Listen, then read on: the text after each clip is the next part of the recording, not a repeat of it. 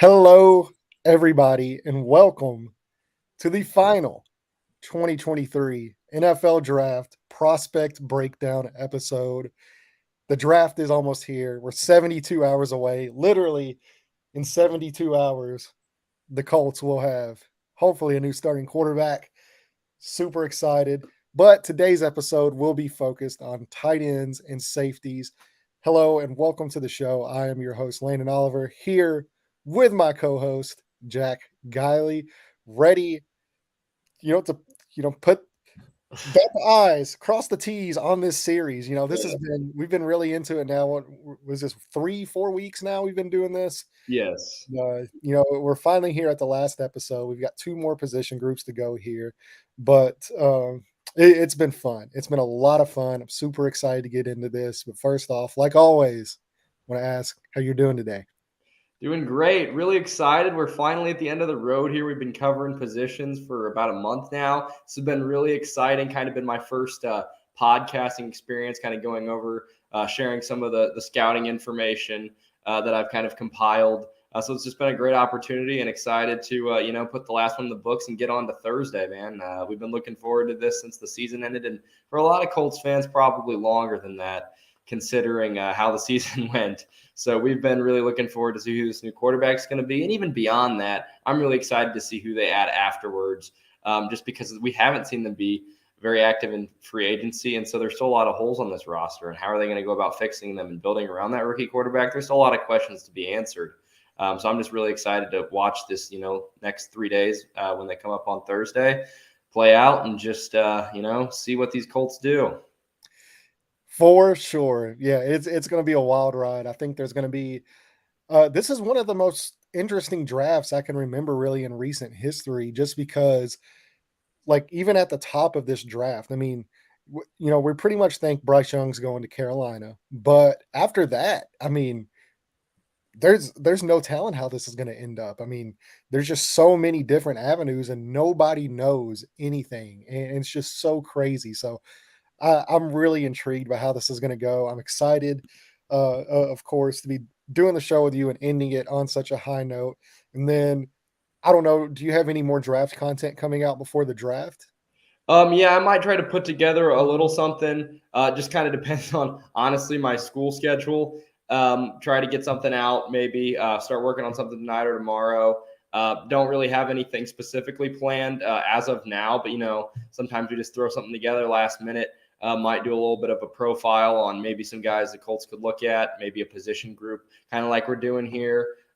So yeah, maybe we'll come out with something, but more than likely, I would say it'll probably be some post-draft review, just looking at specifically who the Colts have, how they fit in schematically, and how they'll look going into the next season.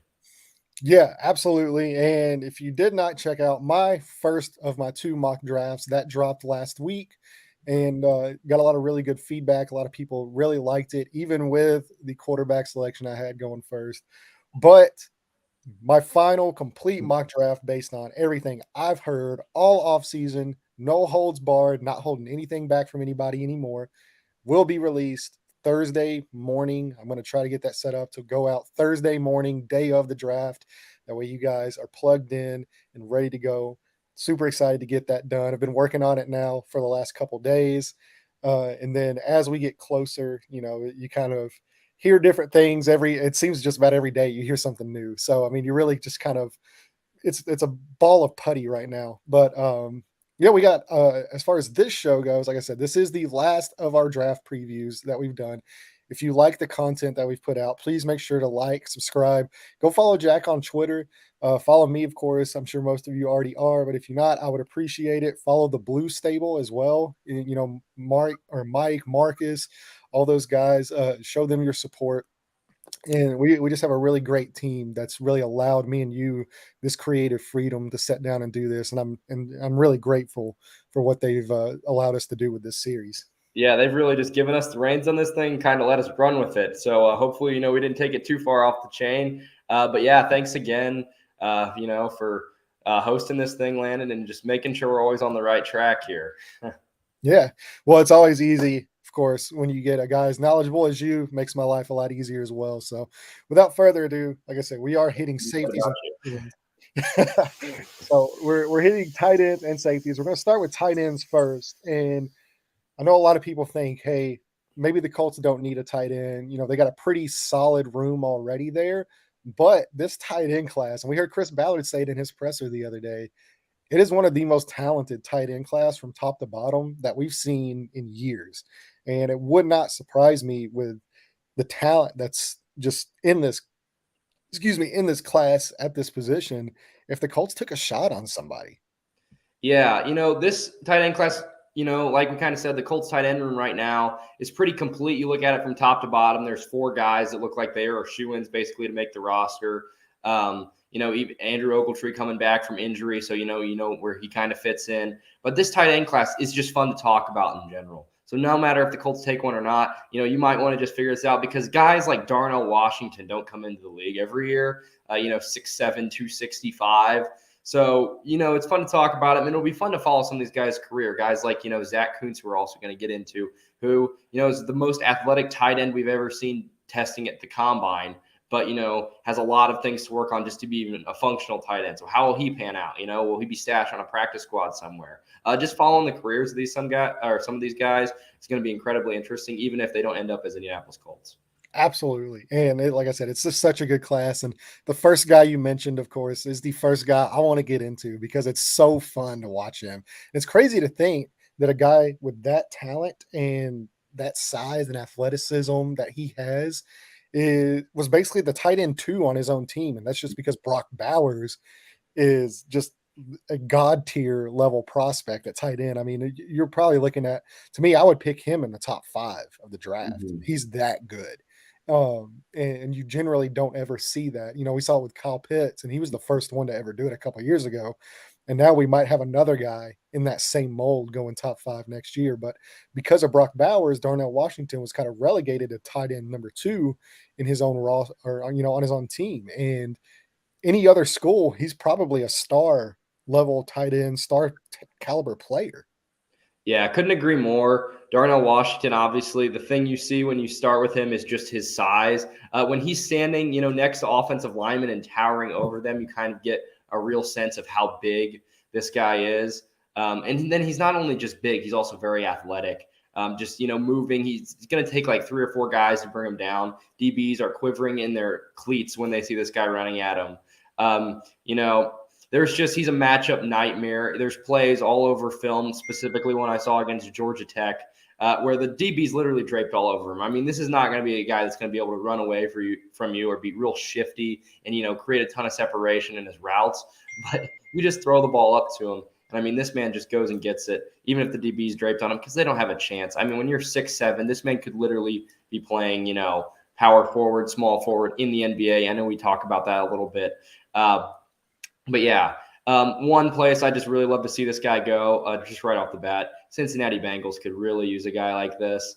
They just need an extra, like offensive lineman type blocker. And, if Darnell Washington doesn't work out as a tight end, there's no reason to say he can't play tackle. I mean, he's got the size. He's already a good blocker. He's got good hands. I'd love to see him, try to do that if he ends up being, something that maybe you can't get him the ball too much or for whatever reason. If he ends up being mostly a blocker, you could try him out of tackle. So lots of different options here for Darnell Washington. Yeah, and even though, you said he is such a really good, a good blocker, really the athletic profile, I mean, he's almost kind of a one-of-one type of player. I mean, obviously we saw like Jelani Woods, and we'll talk about another guy who's an athletic freak as well here coming up. But at the very least, to me, even if you do stick him and he does stay at tight end, you're able to develop him a little bit as a pass catcher. At the very least, to me, he can be an extremely viable red zone option. Mm-hmm. Yeah, and there's a play against Alabama again that you see on film, and who knows, you might have this in the cut up.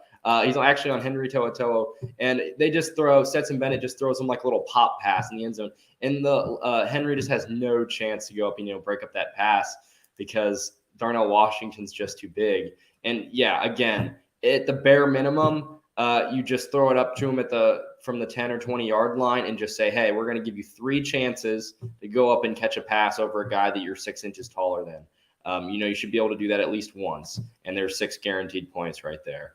So if nothing else, like you said, can probably use Darnell Washington that way, or can you line him up an H-back, fullback, and just have him run over DBs consistently on film. You see him getting out on the edge, lead blocking, and defensive backs just don't really know what to do. They kind of just freak out and they try to undercut him. So they kind of try to go around him, and then that just leaves the outside, the sideline open for the running back to get and run up the sideline because they're misplacing their angles. They're not taking the right angle because they're trying to get around such a big guy. And if they don't get around him, he's going to put him in the turf. So Darnell Washington, love that he's able to block so well, and also that he can be used multifaceted as a receiver, especially as a red zone threat.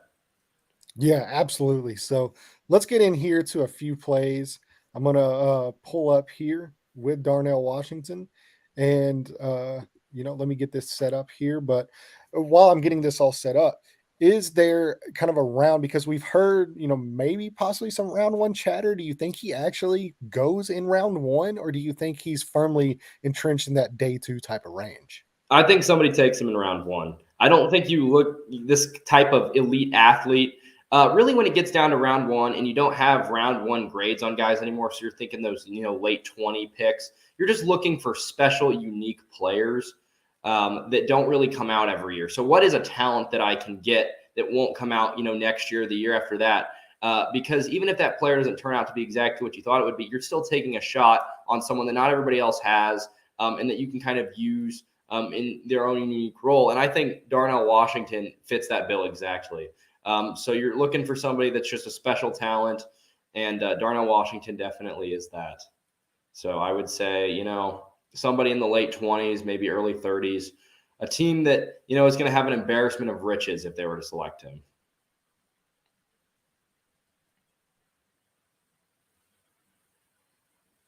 Oh, Landon, you're muted.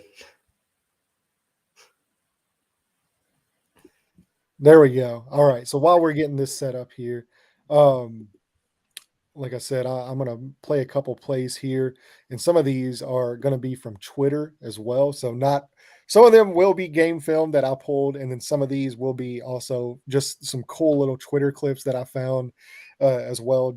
Just to kind of bring some of these players along. And this is one of them that just shows how absolute freaky this guy is as a tight end here. So let's go ahead, get that pulled up, and you can really kind of see just that special athleticism that he possesses here.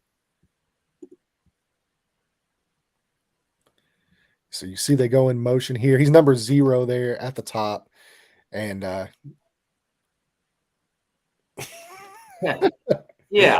So it just almost looks like it's unfair. It kind of looks like a big kid playing with a bunch of toddlers, but this is SEC college football. So it's not unfair. These are the best athletes that the college game has to offer. One of the things I actually wrote down when watching Darnell Washington was he's hurdle happy. He likes to try to jump over everybody. He does it a few times successfully against Oregon. Other times like this, he doesn't quite get there. But either way, he's burying defenders and not making them want to hit him again. So anytime you can do that, you're going to be doing the right thing. And then there's other plays too where he just kind of showcases his catching radius. There's one play where it's a back shoulder throw. I don't think it was meant to be as back shoulder as Stetson Bennett kind of placed it, but Darnell Washington, as big as he is, moves his 265-pound self all the way around, does a 180, stretches out behind him, and makes the catch. So this is a guy who has good hands, and he was kind of underutilized at Georgia. We don't know exactly really the extent of what he can do, which is why I think some team and some scout specifically is going to pound the table for him late on day one, and you'll probably hear his name called if I were to be guessing. Yeah, I agree. I think I would take a shot on him in round one Yeah. as well. You just don't see many guys like this come along. So this is another play. This kind of shows the blocking ability, and like you said, the ability to finish guys in the run game, and that includes the quarterback run game, as we'll see here. And this is just some pretty cool stuff. Yep, does a little hip toss there. Yeah, you see he absolutely buries that guy. Mm-hmm. Yeah, he does tend, especially when he's more in line, not as much when he's out in space, but when he's blocking bigger guys, likes to duck his head a little bit. So that's something he's going to have to improve on. But you're going to do that when you're 6'8" or 6'7", whatever he's officially listed at. just because you're trying to get into contact and kind of lower your head and just make sure you're striking at the right spot, but then you can't see your target, what you're hitting. So his blocking technique's not perfect. It's pretty advanced for someone who hasn't played. He's only a junior, I believe. Not 100% sure on that. I probably should check that before I say that. But Yeah, yeah, so he's a junior. yeah, he is a junior. So a guy that he's only been playing for a few years there at Georgia, and he's got pretty good blocking technique. I think he'll come along and definitely improve that in the pros. But a special player who will probably see his name called on day one, and just too fun not to talk about, even though if he's not really a realistic possibility for the Colts. Yeah, I don't know. I doubt he would be in that range, but like you said, there's just so many guys in this class that really none of these guys, like I said, we don't even know if the Colts would be even taking a tight end, in this class, but there's just so many guys that are just fun to talk about just because of how talented this class is. Mm-hmm. And that's really kind of what we're going to be doing here, especially this next guy. So this next guy is a guy that we saw at the Senior Bowl up close and personal, and really a few of these guys are actually. But this guy, going in, he to me fits that first round caliber tight end, model of this new age tight end, this pass catcher, the ability to separate and to pull away from defenders, and that's Luke Musgrave. He's a guy that is needs some work, of course, in his blocking, and that's something that we actually got a chance to ask him down at the Senior Bowl. We asked him kind of the transition into how he's really been putting effort into his blocking and all that kind of stuff, and he said really once their new coach came in there with them, it's something that they really put a focus on with him, and it's something that he's really kind of drilled down in, just using his hands correctly, punching guys off the line, making sure he's just having the correct placement and not getting overpowered because he's not necessarily the stoutest guy, but he just has great size and he's just really he's really quick for his size. Yeah, and one of the things that in his background that's really interesting is that he's a former slalom skier. That kind of shows just when he's running routes, runs with really good tempo, and has quick separation, and just really smooth breaks, very smooth in and out of his transitions. But like you kind of said, where he struggles a little bit is his blocking, but it's not for a lack of effort. The guy just, he's not the biggest. So when you're asking him to block, 3, 4 outside linebackers or defensive ends, it's just a little bit more difficult for him. And you kind of see him get tossed around a little bit, especially when he's in line. But, if you add a couple pounds to his frame and say, hey, this isn't going to affect the way you run routes, how you separate, this is a guy that I fully expect to go in round 2 and make a team really happy. I think he could come in for the Cowboys specifically.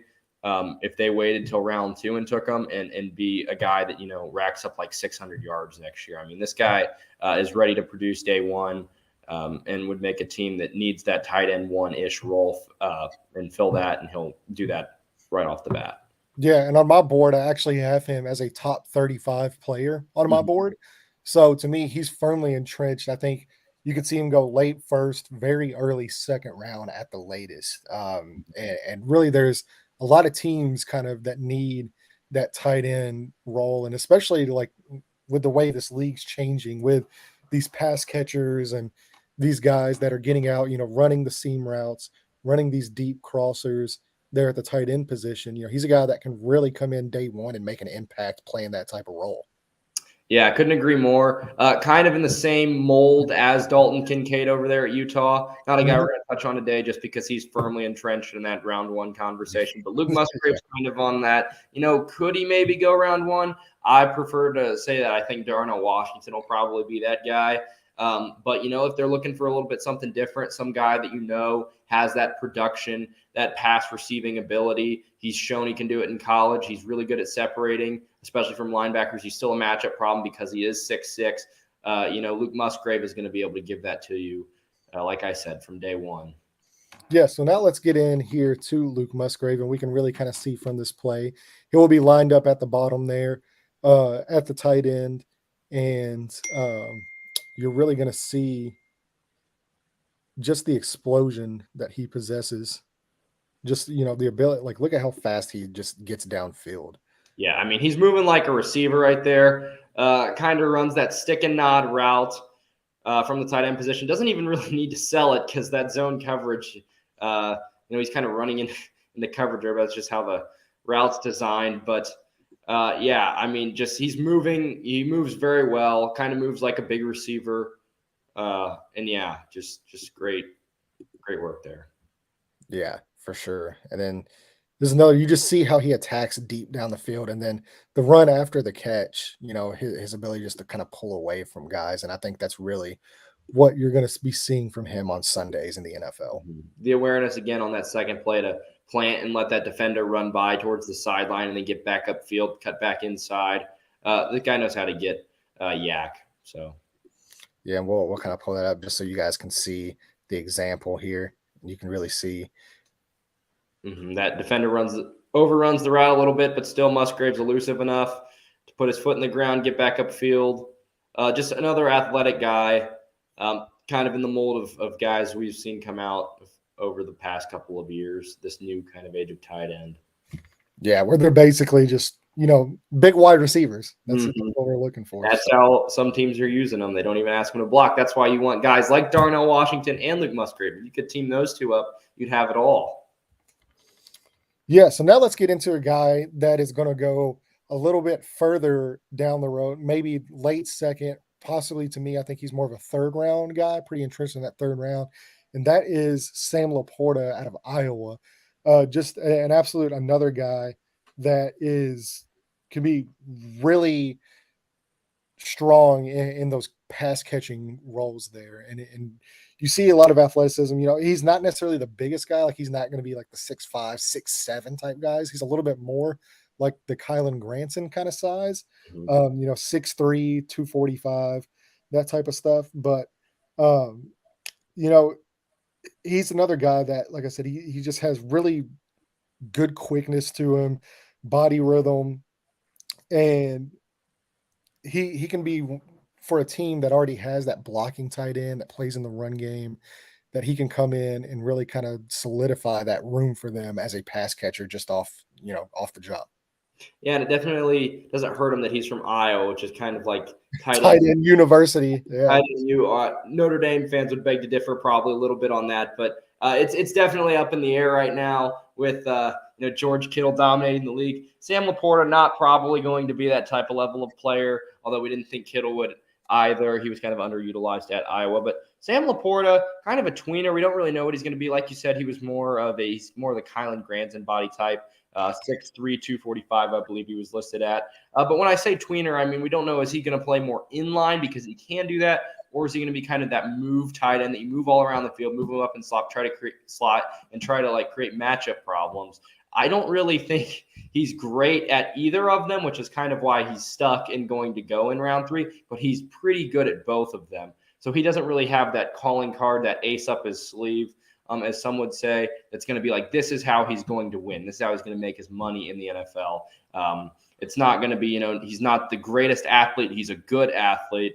He's a good blocker. He's not a great blocker. So just a good guy to bring in. He's probably going to start off as tight end 3, maybe eventually become tight end 2. He's going to surprise you when he catches the ball, and he's got that quick burst afterwards, and teams are like, who is this guy? We didn't plan or see him in the scouting report very much. So Sam Laporta, just a guy that, is coming from a great program in Iowa that produces a lot of good tight ends. I just, see him more of a tight end 3 for a team. Yeah, and so one thing that he does really well, though, is, like I said, that kind of body control and his ability to run after catch. He breaks a lot of tackles. Mm-hmm. And this is one of the plays that I really wanted to highlight here. And partly just because it shows, of course, him breaking a ton of tackles, but it also shows kind of what Will Levis had to deal with at the University of Kentucky. And this is just kind of a comical play to me, how they let a guy just absolutely do this to them. And it's pretty interesting to sit down and watch. So as you can see, he's kind of lined up there at the tight end position, just takes this, and just look at how many tackles he just breaks on this play. I mean, yeah, tough guy to bring down for sure. And then, yeah, one of the things I noticed was just his stiff arm he's always using that stiff arm to keep guys away from him. So that's one of his more effective ones. Uh, kind of the gimmicky Iowa offense. This was not a fun game to watch for people that watched this game during bowl season. A lot of people opted out, and then but Sam Laporta didn't, so that tells you something a little bit about his football character. I guess you could say the fact that he's playing in a game where most of his teammates and most other NFL guys that were going to go as early as he will sat out. But yeah, a pretty elusive guy in space, just like I said. Probably not going to be a guy that is going to go be your tight end one for most teams. Yeah, absolutely. So now to me, I want to get into another guy here. And this is a guy we kind of talked about a little bit earlier, but he is really come on really at the combine. Like you didn't really hear much about him until the combine happened. And now, I mean, it seems like this guy's just got unlimited upside just because of the athletic testing that he put out there in Indianapolis. And that's Zach Kuntz, um, out of Old Dominion too. So I mean, like, he's not coming from like this huge Power Five, well-known program. He's coming from kind of a lower level program, and maybe that's possibly why people didn't hear of him, but he's still extremely raw as well. But man, that athletic upside is just so tantalizing, and it's wild to see a guy test the way he did at his size. Yeah, so 6'7", 255. Pull up his combine stats here real quick. 4.55 40-yard dash, 40-inch vertical jump, 10.8 in the broad, and 23 bench press reps. So this guy, obviously, like I said earlier, tested as the best tight end at the combine, 10.00 RAS score, relative athletic score. So a guy that we've never really seen before.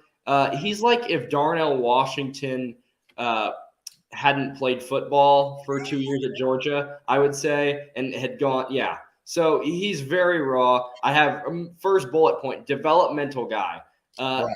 He's going to be your Andrew Ogletree type in that, not saying that they're the same player, but he's probably either going to be a practice squad guy or a guy that, makes the roster but plays on special teams, or you use him in very niche situations, which in this case, because of his size, because of his athleticism, it might be goal line fade. And that's all really that he's going to do for the first couple years, that if he gets on the field. Doesn't really have great hands right now, I would say. I saw some drop problems on his film. And then he's also not great as a blocker. But really why this guy is being talked about is just, again, that athleticism at that size and the speed. I was at the combine pretty low, actually, when he ran his 40. It was just amazing to see a man that size running that fast. Again, it is the Underwear Olympics. Doesn't mean a ton. But workout warrior definitely describes Zach Kuntz. Yeah, absolutely. And he's a guy, like I said, he doesn't have great hands. He doesn't run great routes. He's not a great blocker. He doesn't do really anything great as a tight end position other than he's just huge. He moves fast. He's explosive, and he's just has the size that you covet. And a coach is going to see that and say, "Hey, I can make this guy a great player. Just give him to me. Let me coach him." He's going to take a team. It's going to take a team that's going to have to be patient with him, because it's going to take not one, not two, maybe 3-4 years into his development. You might not even see it pay dividends until the end of his rookie contract. Yeah, And exactly. Yeah. Oh, we're going no, go ahead. Oh, yeah, I was just going to say, and then it kind of comes to the debate of, are you going to take a guy like Sam Laporta, who's more refined, knows exactly what he's doing, isn't the most athletic guy, still an athletic guy, but not the most athletic guy, or are you going to take the raw, untested ball of clay that is Zach Kuntz? And, if you're Sam Laporta, you're sitting there saying, I'm a much better player than this guy is right now. You should pick me way ahead. But some general manager, some coach is just going to look at that shiny ball of clay that is Zach Kuntz right now and say, I want him in round 3. And everyone's going to be like, what? This guy can't do anything right now. Right. Maybe in 4 or 5 years from now, he's one of the best tight ends in the league. The chances of this happening are like 2%, but he has all of the physical ability to do that. Now it is, can an NFL coach take him, because he was at the FBS level at a smaller school in the FBS level, so not a Power 5 at Old Dominion, and can I coach him up to be something that I want?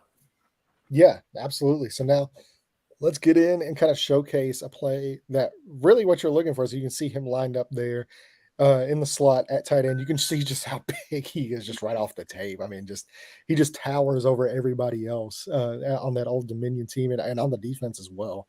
And you can really kind of see what he could be here. And I mean, just like look at how sudden he moves. And this was against Virginia. That kind of dead legs there off of his release to be able to get free, frees the defender, and then wins man coverage. So yeah, uh, that's one of the few instances on film where he does get free in man coverage. But just like you throw the ball to him, he's gonna go up and get it most of the time. Just because again he is so big, and that's what you want to see out of your tight ends. Again, just winning man coverage. Virginia didn't really have anybody that could cover this guy because he's so athletic, so quick in space. Just kind of gets by him. Yeah, and like this play in the red zone here, and this is kind of what you might see from him early on in his career, just in those red zone packages and using that athleticism. But here in the NFL, I mean, we obviously know the DBs are going to be extremely athletic. They're also going to be guys that can, they're athletic, they're skilled. I mean, the learning curve is just so different than playing a bad Virginia defensive back, but you can just kind of see how he just, releases on that route there and just fools them. And then it's just, off to the races in the red zone. So that's kind of maybe what you're hoping for early in red zone packages for him to play. But outside of that, I mean, it's just going to take a lot of patience and a lot of development for him to do this on Sundays. Heck, I'd hand him the ball at the 2 yard line and say, just go forward. Uh, you know, just get just get him. Right. Yeah, I mean, if you want to get him involved in the offense, I'm sure Kyle Shanahan could figure out a way. That man has creativity for everyone. So get him to the 49ers somewhere on day 3, and he'll probably end up being great as a tight end 2 for them or a tight end 3 eventually. Yeah, yeah. We'll see how it goes, but like I said, it is such a talented and odd tight end class because there are your guys like you said, like Sam Laporta and another guy we'll talk about here that maybe have a little bit more skill and they just don't necessarily have the size or the athleticism or the production yet, but they're still, very skilled players. But you also have these athletic freaks that can just take over games. And as we know, with the way this NFL is changing, it's being more built around that athleticism and really exploiting these guys and allowing them to use their athleticism to take over in the passing game. Yeah, and kind of a good analogy to kind of relate it to is college basketball, honestly, to the NBA. And this will be a quick aside, but a lot of times those great players, you think the Naismith National Basketball Players of the Year, why don't they get drafted first overall? Well, it's because their game either one doesn't translate to the NBA, or two, we kind of already know what they're going to be. So why do these 18-year-old, 19-year-olds that played 1 year in college get drafted over the guys that were 4-year studs at big time programs? And this is kind of that exact reason. Is Zach Kuntz is that 18, 19-year-old. That's not his age, but he's that Victor Wembanyama of the draft. He's that guy that is this ball of clay. We don't really know what he is, and he's going to go over a guy like would be like Zach Edey or Sam Laporta, the next guy we talk about, just because he's got all the athletic traits. So kind of a relation there. Yeah. So this next guy that we want to talk about here is one of my favorite players, and he's a guy that we got to spend some time with at the Senior Bowl again. And that's Payne Durham. And a lot of Colts fans are probably really familiar with him just because of where he played at. And I'm sure, like I said, if you're watching this and you don't know, he did play at Purdue. So, but like I said, most Colts fans, if you're watching this, you're probably a Colts fan. You're probably very familiar with Payne Durham, and he is a guy. He's got the size, he's got the athleticism, and he really, he doesn't have great speed or separation or anything like that, but he's just very dependable, very much in that Jack Doyle type of role. And that's really who he reminds me of when I watch him. That is crazy because that is exactly what I was going to say, and we did not converse about this before the show. But my first bullet point says this guy kind of reminds me of Jack Doyle. that's his ceiling. If he can have a Jack Doyle like career, Payne Durham will be astounded or ecstatic with that. He's probably a guy that's going to get drafted in the 7th round or the late 6th round. He's more of a blocking tight end right now. He's going to sit down in zone coverage and then kind of just lunge for it. We saw Jack Doyle do it for years. He'd catch a pass at 6 yards, take 3 steps, and end up with 10. And always end up at the first down. Always knows where the stick's at. So that same type of guy, he's not gonna run by anybody. He's not gonna win in man coverage, but underneath in zone coverages, you throw it to him on a little drag route. He might be able to turn up field and get 12 yards, and he's gonna fall forward for a few more because he's a big guy. But right now, yes, a blocking tight end and somebody you could really use on your roster. Right. He's just a special teams guy that's blocking on extra points. And what I love about him too, and this is something that we talked about with him at the Senior Bowl. We asked him kind of what's the favorite part of your game that you think needs to be highlighted more, and he said doing the dirty work. It's something that he enjoys, and that's very much a Jack Doyle answer. He loves to do the little things, the dirty work that not many players. All these guys want to catch touchdowns and catch these 20-yard seam routes and get upfield and do all that. Whereas Payne Durham, he loves being in the trenches. He loves getting that 6-yard catch for a first down, like you said, and he just likes doing the little things that matter in football. And ultimately, those little things, if you can do those at a high level, you're going to play in this league for a very long time. And he has the ability, I think, to possibly transition into even more of a role like a number 2 tight end type of guy. I don't know if he'll ever be a bona fide stud, but you need guys like that on your roster who aren't afraid to stick their neck out there and help you win football games. Yeah, and so if the Colts were to take Payne Durham here in the 6th or 7th round NFL draft, most guys would be like, oh, he's probably going to be cut. But then it wouldn't surprise me if come August it's Mo Alley Cox that were be the surprise cut of camp. And Exactly. Payne Durham is the 4th tight end on the roster. And then 6, 7 years from now, you see this guy is on his 2nd contract with the Colts. He has he gets 230 yards of reception yards each year. But what he's doing is he's blocking and he's paving the way for Jonathan Taylor or whatever back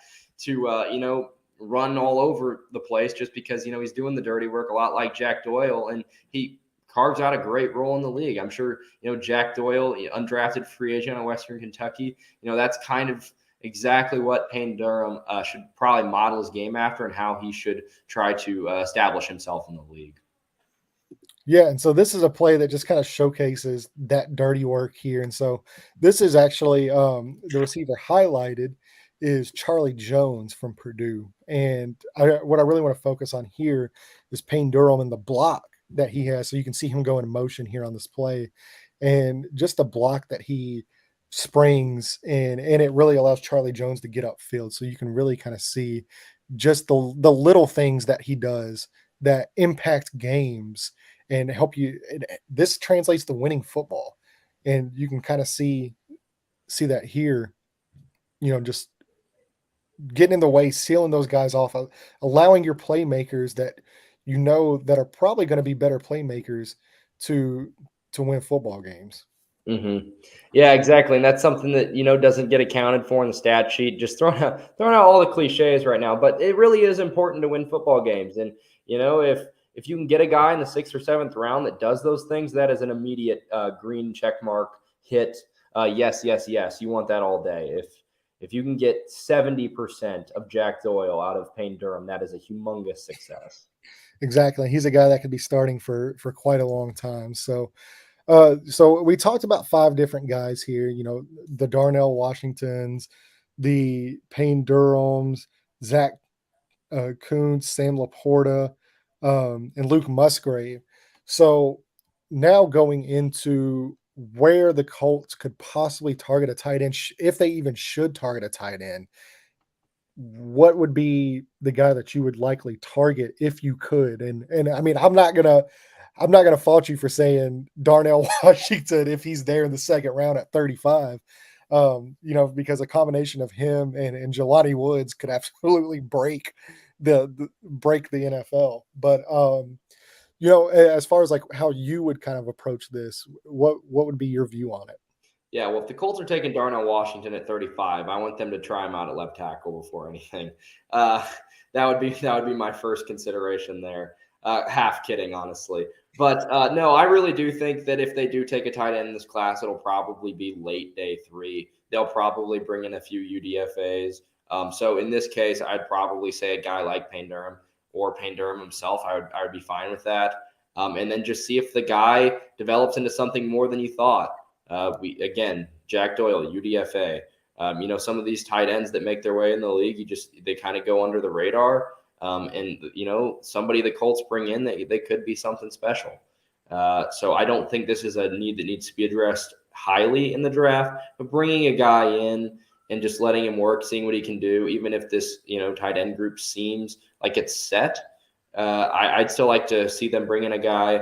If they pick up an extra 7th round pick by trading back in the 2nd or 3rd round, go ahead and take a guy like Payne Durham. I would love to see that.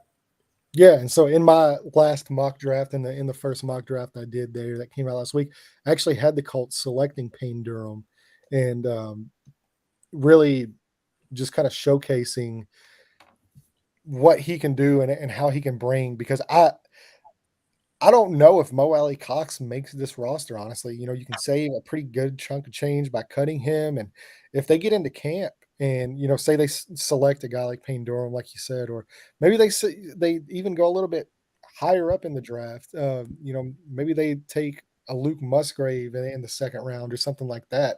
We could see Mo Alley Cox cut, and that tight end position, really could be solidified with one of these rookies. Because we heard Chris Ballard talk about it. Like, this is one of the most talented classes that we've had in quite some time. Mm-hmm. Yeah, and that wouldn't surprise me one bit. That's kind of why I threw that little nugget in there. Just if the Colts are trying to clear some cap space for whatever reason, that could be something they do. Just because they do have a lot of young guys that I'm sure they're learning to trust there at the tight end position. But yeah, a young room right now for the Colts, and I say they add to it. Yeah, I agree. I think this tight end class could pay dividends. And as we've seen, you don't necessarily not take the talented player on your board just because you might not have a need at that position this year. This could be a position here in the coming years, like maybe in a couple years, Kylan Granson doesn't get re-signed. Maybe Mo Alley Cox gets cut. Maybe there's some other things like maybe Drew Ogletree doesn't work out, and then you're left with Jelani Woods and a bunch of question marks because Pharaoh Brown, we signed, I believe that was just for like a 1-year deal. So you might have a big need at this position here in the next 1 to 2 years. And with this talented of a class, and we kind of saw something similar with Jonathan Taylor. They selected Jonathan Taylor, even if they had Marlon Mack coming off, a 1,000-yard season. Marlon Mack gets hurt. Jonathan Taylor obviously becomes one of the best running backs in football. But a lot of Colts fans at the time were like, oh, why do we select a running back in the 2nd round? We have Marlon Mack. And now, going into that season, you really kind of saw the reason why. And you don't pass on talented players just because at this moment you don't have a need of that position. Yeah, couldn't agree more. And I think you're just always stacking talent in those position groups and just kind of letting them see, let the players sort themselves out. So again, if you can get a guy like Payne Durham there in the 7th round, why not pull the trigger? Absolutely. So now let's get into what I've been waiting for. I wanted to save this for last because I've been extremely excited. Obviously, you play safety. Mm-hmm. So now we get to set down from a safeties perspective Yes. of this safeties class. And this is why I wanted to kind of leave this for last because it's going to end on such a high note. I've been really excited to talk to you about the safety class and just want to kind of get your overall impressions of what we're looking at here from this safety class.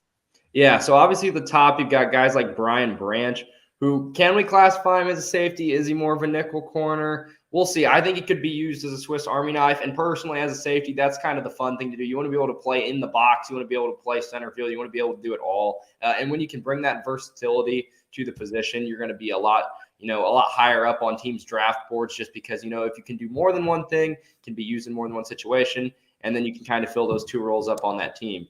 But in general in the safety class, it's not a high end safety class. There's not a whole lot of guys that are going to go really high, but safety isn't typically a position that we see get drafted extremely high when it comes to the NFL draft. I see a lot of day 2 and day 3 contributors, which is great because that's what we're about to hit on. One guy specifically I'm really excited about. The Colts really don't have a huge need at safety. That's another position where we've seen Nick Cross get drafted, and he's sticking around. And Rodney McLeod, we'll see if we bring him back for sure. Obviously, the breakout of Rodney Thomas out of Yale, 7th-round pick last year. So, but you can always bring in more guys as a position that we've seen. Typically there's a lot of guys, unfortunately, that are injured at this position just because it is such a physical position. So could always bring another guy in, whether that's day 2, day 3. We'll see. Hopefully there's no safeties for the Colts taken on day 1, or else something disastrous happens. But yeah, excited to talk about these 5 guys we've got ready for. Yeah. So, and just piggybacking off of that, guys like Julian Blackman, Nick Cross, Rodney Thomas, these are all guys that are young, that are still making their mark on the league. But with Rodney McLeod still being gone, we don't know. He's probably going to seek to play for a championship contender in his final years. But this is a position that could be a really big need because we've seen, like you said, we've seen multiple safeties go down on this roster here in the last few years, and you've really needed these guys to kind of step up. And the jury's also still out on Nick Cross. While we all know he has talent, we don't necessarily know what he is right now. So, you could select another guy here, and I think it would be wise for the Colts to look into doing that in this class. Yeah. Yeah. And, there's, like I said, there's one guy, we might hit him off the top, that I'd love them to take just because I think, he has the versatility. He can play really anywhere on the field. He's got really good length, slot corner. He could play a little bit of slot if need be, in my opinion. But so even if they were to take him, I'd love that. And I think he could play a variety of positions. Yeah, and I think this is a 3rd and 4th round prospect here we're probably talking about. And if I'm not mistaken, we're going to start off with him. That's J.L. Skinner out of Boise State. Was that the guy you were thinking of? Yes. Okay. Yeah, love me some JL Skinner. Think he's going to be within a few years, probably, above average, average to above average safety in the NFL, just within a few years, probably by the end of his rookie contract. Just really like the way this guy plays, comes downhill and run support very well. I think he reads run fits. When you're playing safety, you're always kind of reading things from a little bit of afar when you're coming down to run support, going, with the grain, trying to see where those holes are going to fill, and then trying to come back and fill run lanes, cut back lanes, find where the running back's going to go. I think JL Skinner does a great job of that. Very rangy with great ball skills. If he gets a jump on the quarterback, he's going to probably pick that ball off. The only thing I didn't love about his game, and this is very hard to do from a safety perspective, but something obviously if you're going to be a successful one in the NFL, you have to do. But just sometimes he's not as quick on opening his hips, and that's because he's a bigger guy at 6'4", when he's matching vertical routes. And if you don't time that up correctly, when you've got a guy coming vertical on you and you don't open up your hips at the right time, he's going to run by you. Trust me from experience, it happens. And then that's when you see those guys getting over the top because you didn't open your hips up fast enough. And it's just a hard thing you got to do with practice. But they do a lot of that in the NFL. So that guy can improve. If JL can improve in that aspect, this is a guy who has few weaknesses in his game, and some guy that earlier in the season we were saying maybe he could go round 1 just because there's no safety prospects that are jumping off the board at you besides Brian Branch. But yeah, probably a round 2 guy for my money. Yeah. I think he's actually, for me, he's more of like a day 3 guy, or not day 3, but like a round 3 guy. That 3rd round, I think he's very solidified in that. He's a guy we also got to watch at the Senior Bowl. And the first thing that sticks out whenever you look at him is just the size that he has. He just towers over most other guys on the field, especially in DB rooms. It's very rare to see guys at his size that move the way he does. And whenever you're looking at a guy like this, like you said, he loves to attack run fits. He loves to get in. He loves to hit people, and he's very, very physical. But then not only that, I think he also possesses that ability, like you said, in coverage, where he can even line up at nickel and he can line up deep and he can stay with these tight ends, these athletic tight ends that are coming into the NFL. And he has the size to match up with them really well. And, the ranginess, to make a play on the ball if it's not a perfect ball, he can really make an impact on the game.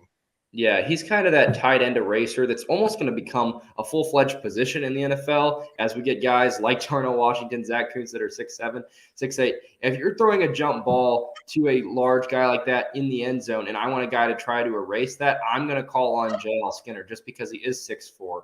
I'm not going to call out my 6'1", 6'2" corner when I've got a guy that's 3 inches taller. He's still at a size disadvantage, but it's not as great as some of the other guys that would be trying to guard these big tight ends. So I think JL Skinner, even if it just becomes a talented tight end eraser in the league, and that's what he does, he'll make money doing that and be on a few different teams doing that for a decade in the NFL. Yeah, absolutely. So let's get in here. And first off, of course, the Boise State field.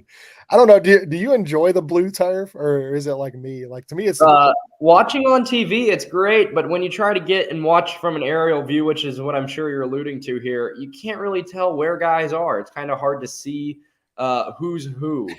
it is such an To all eyesore. blend in. They should do that Kansas end zone trick where they lay down in the end zone and nobody can see them. That happened a few years ago, and then try to toss the ball back to them because you really can't see these guys very well.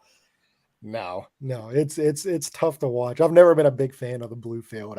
It's gimmicky. I don't like it. Like I said, it's an eyesore to me, but a lot of people do. They are big fans of it. So, Quick, what about the Eastern Michigan gray field or the Eastern Washington red field? Are those also ones that you despise?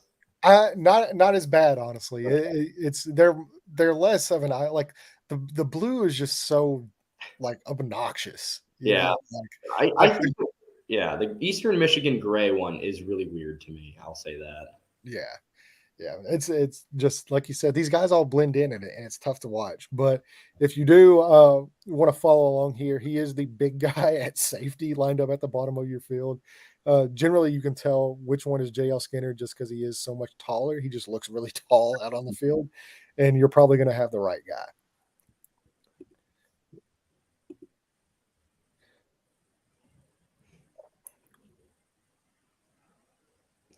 Yeah, so if we can run that back real, I don't know if it's going to run back real quick just so we can, because it kind of skipped there for a second. Just kind of want to see the break on the ball there.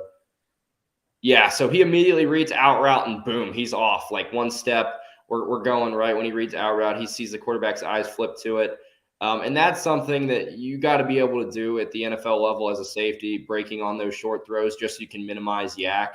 A lot of times, you're just trying to read and react, but if you can do that quicker, that's going to be a huge benefit to whichever team you're on. So that was a great play there, and then obviously the finish was spectacular as well. Right. Yeah. He's not a guy that is afraid of contact for sure. So now we get into another play and back on a normal field. Thank God he is at the far right of your screen, lined up at safety there in middle field close coverage, and you can just really see him.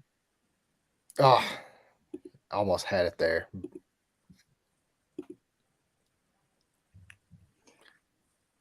Yeah, as we can see, kind of lines up in a variety of positions here. He's playing center field, which is great. Like I said, to be able to have both of those up your back pocket, being able to kind of come play down and box, play center field. He's a big guy, so he's able to run, kind of be rangy back there, like Julian Blackman kind of does, same type of deal, kind of that center field type of safety. Yeah. So you can see here, even in zone coverage, just the pursuit there, just the hit that he's able to put on guys there. Yeah, not a guy afraid of contact, that's for sure. Which you can't be when you're playing safety because you're gonna have to do things like this. Closing speed, his click and close is really nice too. Uh, Mhm.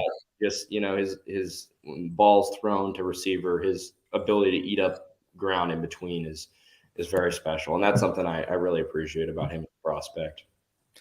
Yeah, so now let's get on to our next guy.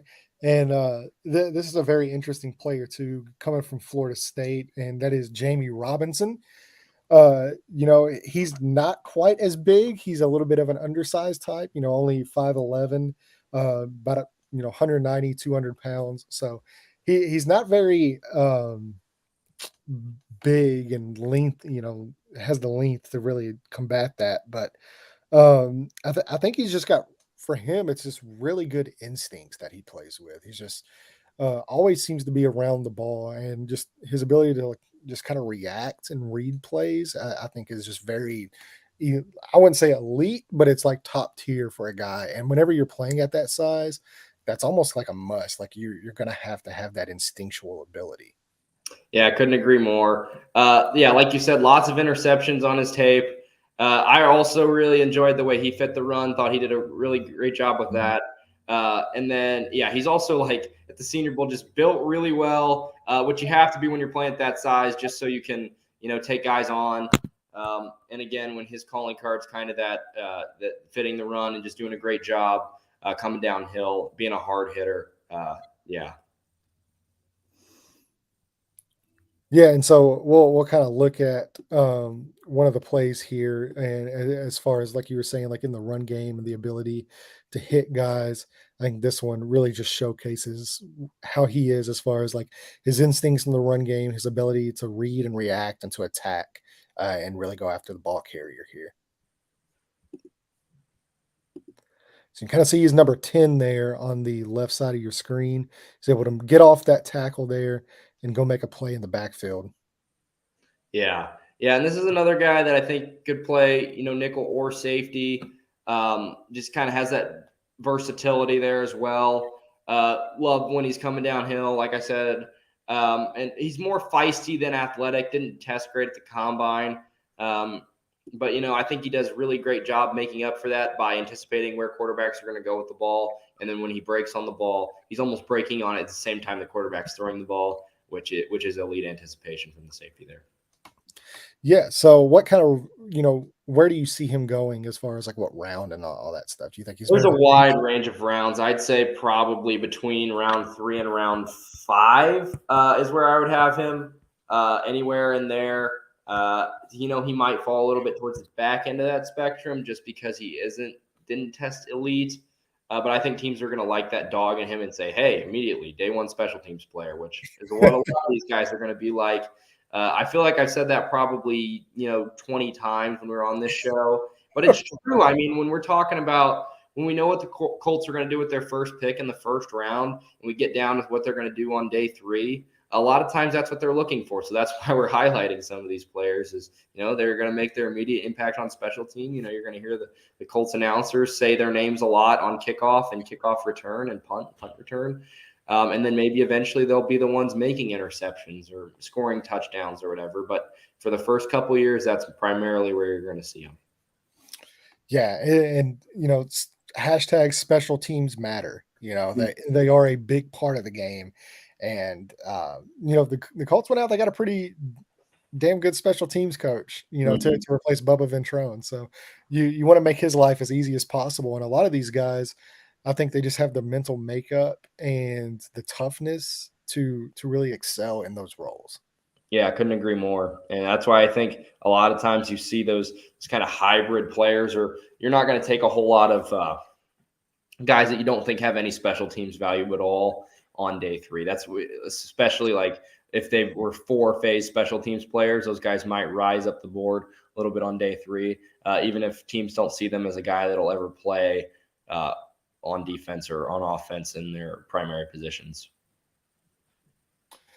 Yeah. So now speaking of a guy that will more than likely be a special teams player, and he's a guy that he's more of like a in the box type of guy. You're not going to get a ton of really deep plays from him, but um, another one of these undersized, 5'10", 5'11" ish type guys, and that's Sidney Brown out of Illinois.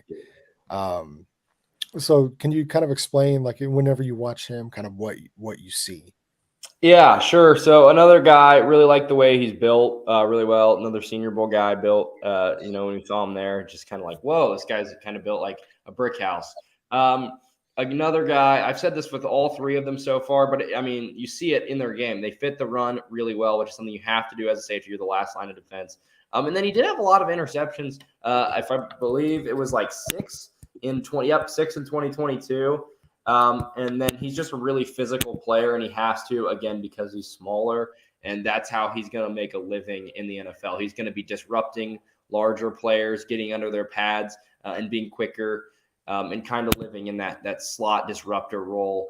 Just not a guy I'm going to say, hey, I need you to go guard Travis Kelce for the entire game, because he's going to get worked. He's just not big enough to do so. But you sit him in zone coverage and you say, hey, you've got good instincts. If you see a guy come up and catch the ball in front of you, I have a good feeling he's going to make the tackle. Sidney Brown will probably do that, and then he'll also, in a pinch, he can start for you. But again, special teams first. Right. Yeah. And something that really impressed me when I watched him was just the ability that he has in the box, and then really like his ability that he has as a blitzer as well. I think he's a very good blitzer off the edge, and he's able to really track down the court, like the QB, and really get off of, offensive tackles and tight ends at a really good rate for his size. Yeah, he's a force to be reckoned with when he's blitzing for sure. Just kind of a little wrecking ball. You kind of just send him in there, kind of Right. like like how we talked about Ivan Pace.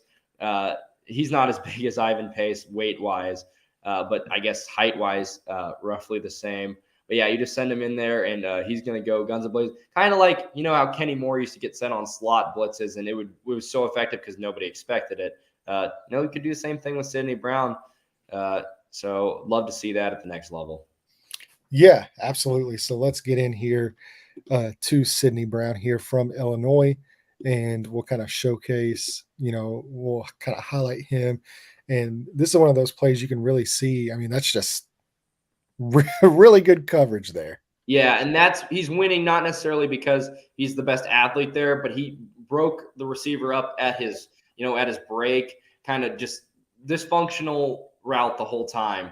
Just disrupted the route and then was sinking underneath it, kind of playing in trail position the whole time, and then just undercut it. So he disrupted it from the beginning, and then he was able to play in trail technique, and then just break when the receiver did and undercut that route.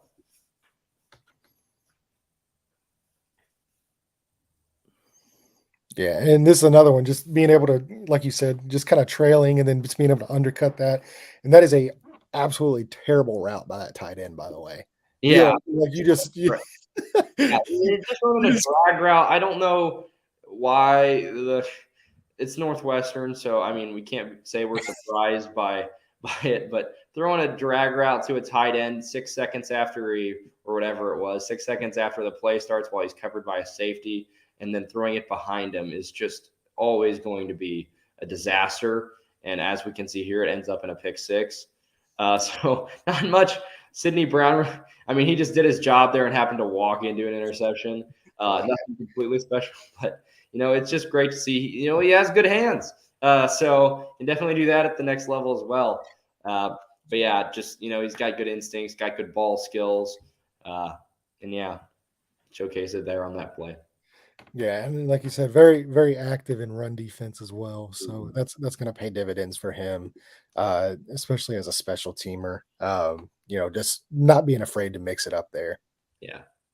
So, all right. Well, now let's get into me, like possibly my favorite safety in this class, and a guy that I've been a really big fan of the more I've watched of him.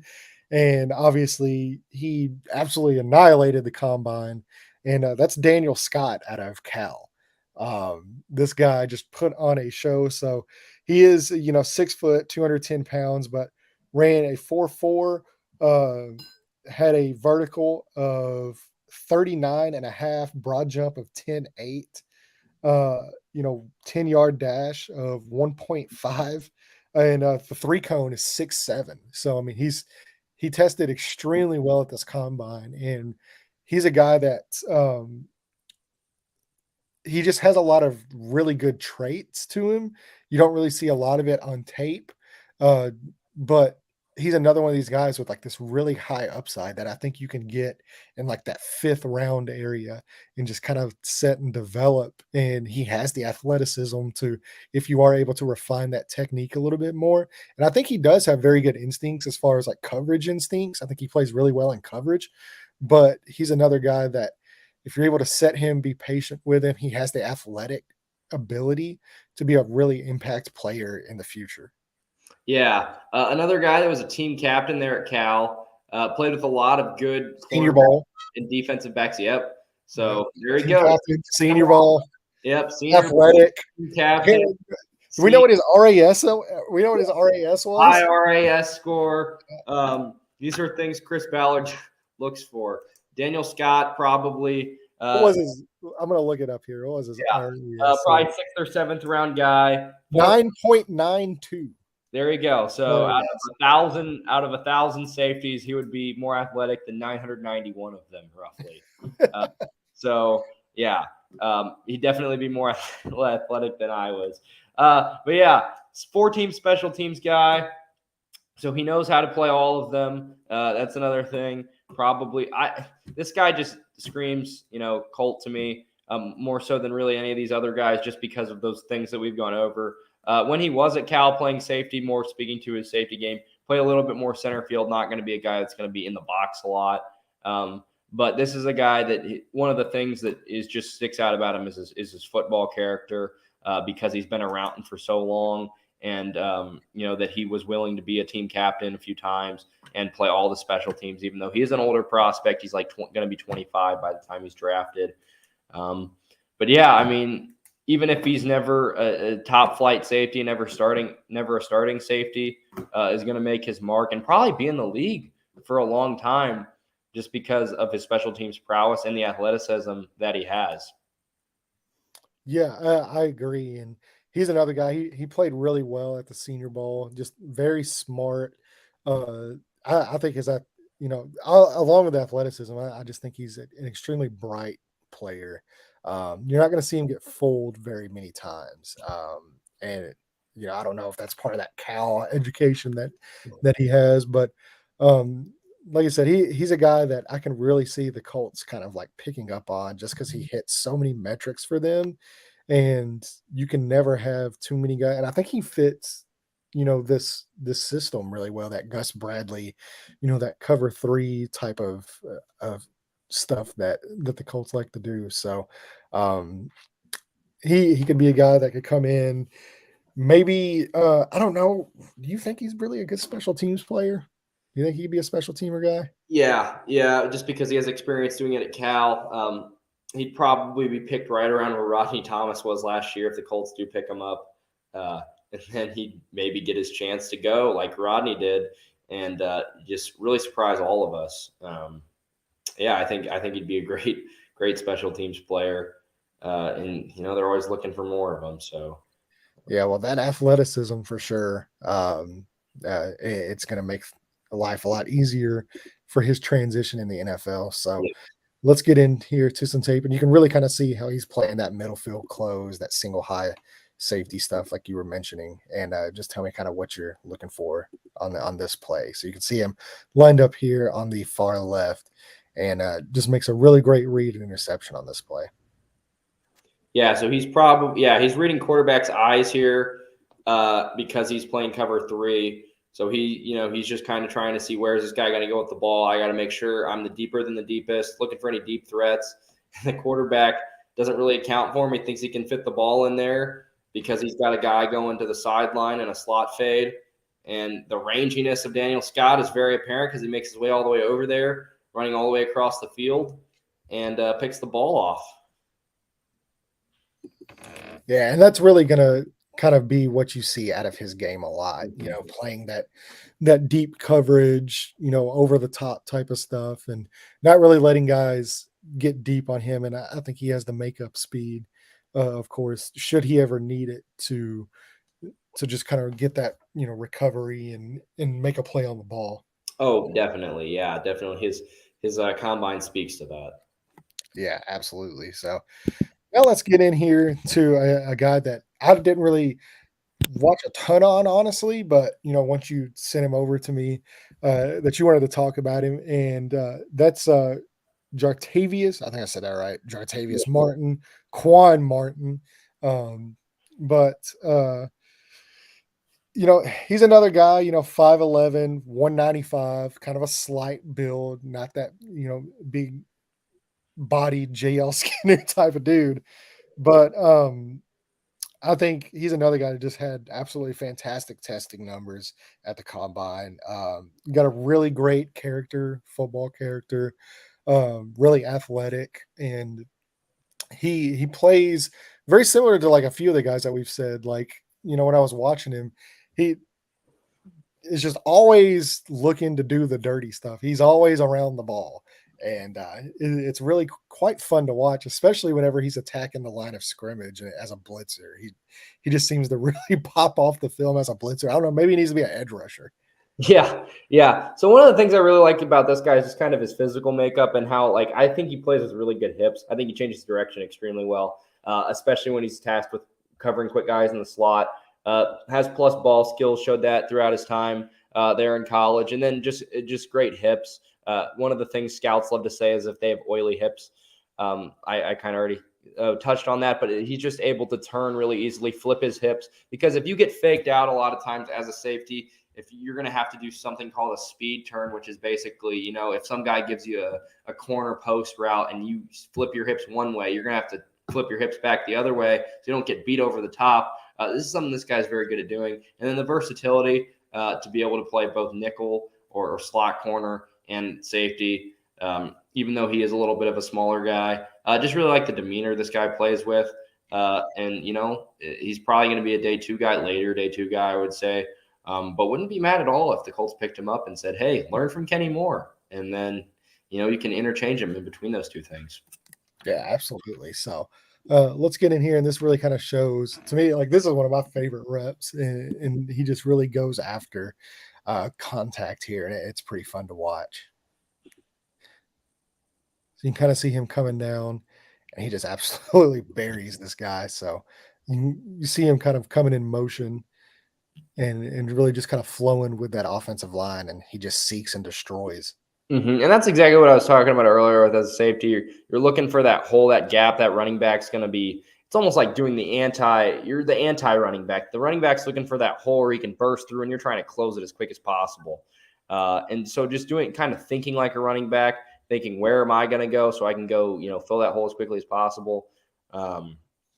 Is just something that you've got work to do. And he did a great job of that on that play. And then here we just see the athleticism to go keep both feet in, it looks like. Yeah. Kind of tell, but yeah. So that would be an interception in the NFL as opposed to college. So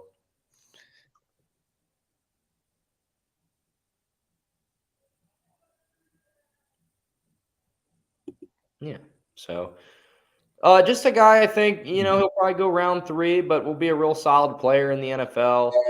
And yeah, again he's smaller, but he'll make a big impact. Reminds me a little bit of Greedy Williams when he came out, I believe.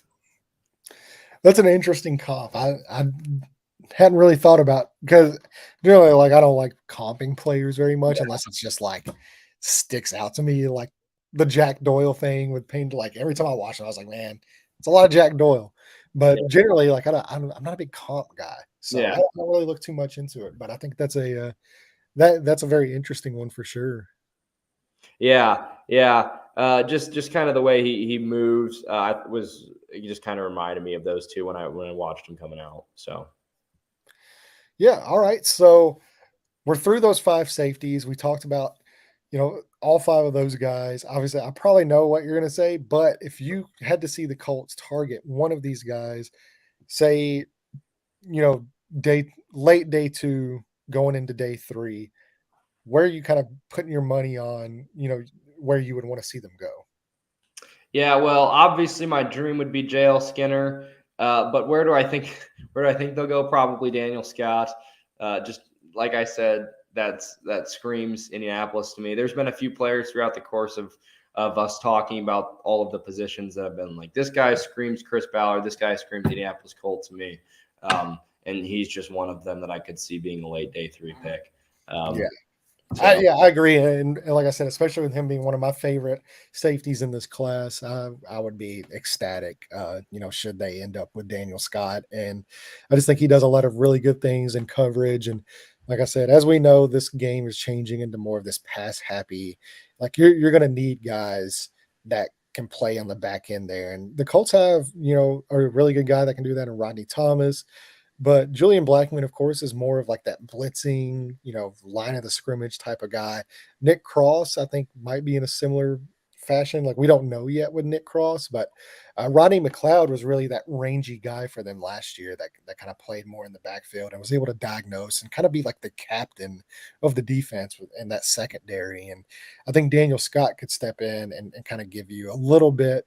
Obviously, maybe not as a rookie, but I think he could be a similar type of guy.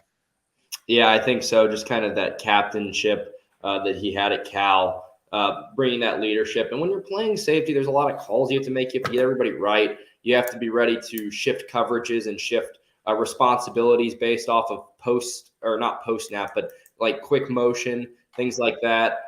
Things you don't really foresee before the play starts. Sometimes you're switching things based off of where guys go, post snap. So you need guys with experience, and I think Daniel Scott definitely brings that. Yeah, absolutely. So, all right, that ends it. We've made it through every position that we Wow. could see the Colts target. That was a long time. That was a lot of work. And this is actually, I think this might be our longest episode. So, Yeah, one of them. I think the quarterback one we went for almost 2 hours on. gosh, yeah. That was the first one. But yeah, we've done every position. Uh, was a lot of fun. A lot of fun talking about all these guys. Hopefully, I think we should go back after the draft and say, hey, we predicted this guy. Maybe, We absolutely should. There will be clips thrown up should yes. any Yeah, of these yeah, guys. yeah. So we take all credit, all responsibility. We called Chris Ballard. That was us. We Absolutely. predicted it. So Nobody else is going to spike the football. So, yeah, you heard it here first. yeah, I We'll, will. I will definitely spike the football for yeah, both. we'll spike the proverbial football right here, right now, as we end the draft content. But yeah, next after the draft ends on Saturday, next Saturday, we'll be able to go back and look and kind of see and kind of update our philosophies on where the Colts will draft so we can do even better next year. That's right. That's right. It's all about improving. And hopefully next year, especially now that we won't be so hyper focused on the quarterback position, Mm-hmm. we're able to kind of deep dive into these other positions a little bit more, kind of similar to what we did with the quarterbacks. Because right now, obviously, we know that's what it's all about: Yeah. quarterback, quarterback, quarterback. So I'm excited to actually spend a little bit more time on other positions next year. So, but like I said at the beginning, this has been absolutely fantastic. You've been phenomenal in this role. You've killed it. I've really enjoyed sitting down talking with you, and I want to thank you for your time and for sitting down and doing this with me. Yeah. Well, I definitely have to say the same to you, Landon. It's been great just to be able to share knowledge with you, just kind of talk football, talk ball, just as we were sitting across from each other here in a room. So, it's just been a pleasure. And thank you so much for the opportunity. And, I hope we can keep doing this down the road in lots of different capacities. Absolutely, absolutely. There will be many more draft coverages to come. I'm super excited to get into it. But any closing words before we end the episode? Anything you want to say? Any thoughts that you have in your head as we approach the draft? This is your platform. Take however much time you need, get it off your chest. Um, 5 words, I think. Yeah. Anthony Richardson is a Colt. That's what I would like to say. That we should just end it right there. Mic drop. That's what I would like to see. Truly, that would be an A+ day one. A+ draft for me. The Colts could do. I'd hope they'd support him in other ways. Get a few receivers. Get an offensive tackle or offensive guard there in the second day to support him. But I would probably just, you could stop after Anthony Richardson at 4 if he's still there. We got to make sure we get him one way or another. And that's just an A for me. But that's kind of my big takeaway from this whole thing. Go all the way back to the first episode. That's my first takeaway and my last takeaway. Anthony Richardson needs to be a Colt. Yeah, and if just in case you guys are wondering, I did not influence him in any form. This isn't, the Colts podcasters have this Anthony Richardson agenda. I did not do this. He did this of his own free will. So direct all comments to him at his Twitter. Don't come at me saying I've corrupted somebody else. But I agree. I'm super excited to get to Thursday. Honestly, I just want this to be over with. It kind of just like I'm It so is ready for it to be a done. marathon. Gosh, it just feels like it's just been, I was talking to somebody today and I was like, hey, this is the last episode we're doing tonight. And it just seems like my life has been consumed by this draft. Yes. And while that's not a bad thing, well, I love it. It's a passion of mine. It's something that I hold in very high regard, and I respect the process a ton. But it really is whenever, because the Colts, they have scouts designated for areas and do this. And like, I'm sitting here and like, we're doing it all. We're doing Yeah. every area, we're doing every position. And it It's really is time consuming, and it takes over your life. And so it'll be nice to have a little bit of a break. And hopefully after the quarterback selected, whoever it may be, Anthony Richardson, crossing my fingers. But after it is selected, we can all kind of come back together as a community and enjoy and get behind the new players for the Colts. Yes, take some deep breaths and just gear up and start thinking Lombardi's in the future with Anthony Richardson behind center. So that's That's that's right. what I'm thinking. But That's right. maybe that's a little bit too far fetched. We'll see. There's a lot that could happen. I think in most recent memory, this is one of those drafts that we just really, and we say it every year, but this is just one of those years. Besides, I think we know Bryce Young's going one, but after that, I mean, the Texans, are they going quarterback? Will Levis is the betting favorite right now. Like, we just have no clue. Yeah, no, yeah, nobody knows anything. So Exactly. yeah, it's been pretty wild for sure. But yeah, like I said, thank you for sitting down with me. We're gonna go ahead and end the interview. If you guys like this type of content, if you're ready for us, if you have any suggestions on how we can make this better for next year and some things that you would like to see out of it, drop it in the comments, let us know. And we greatly appreciate all the support that these videos have gotten. It's been awesome. And till next year, we're back at it. Yep. See you So guys next year. yeah. All right. All right. I said we'll see you next year.